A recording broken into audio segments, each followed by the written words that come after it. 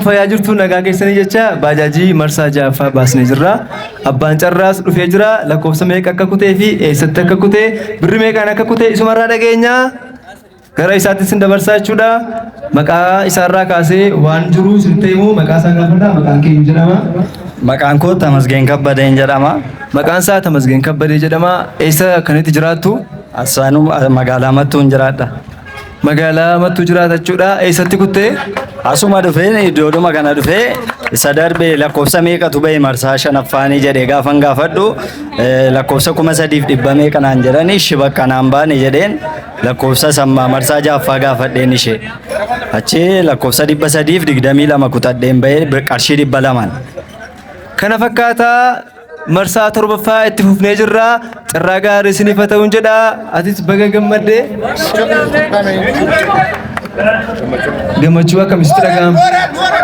Baay'een gammadee gaafa naa dawwalamu yaallee garuu naa baay'ee yaanne numa yaala malee. Amma immoo yerootti waan qabu fakkeenyaaf baajaajiin kun duwwaa jirti. Baajaajiin kun akkuma agartan duwwaadha duddisee jechuudha. Duddisee kan ittiin sharaasaa shafanatu sharaasaa isa kanadha. Suuraa intala kaasaa jira. Suuraa nagaas. Bakka dhiisin naafin. Ataawu. Kachi keessa dhaal.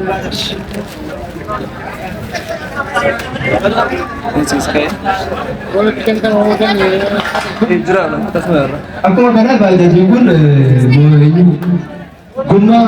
gommaan baajaajii kana ispoortii kan jedhamu afaan Oromootiin beeku as keessa jira. Haaraa kan ittiin boondachuudha.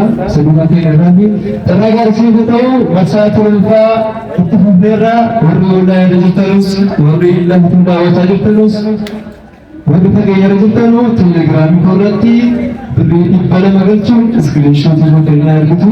Yoo barbaadan immoo carraa 10 carraa 20 carraa 30 yaaluu dandeessu. Maqaa keessanii maqaa maatii keessanii maqaa ijoollee keessanii maqaa haadha manaa keessanii yaaluu dandeessu. Carraa gaarii yoo ta'u malkaamitti. Basa.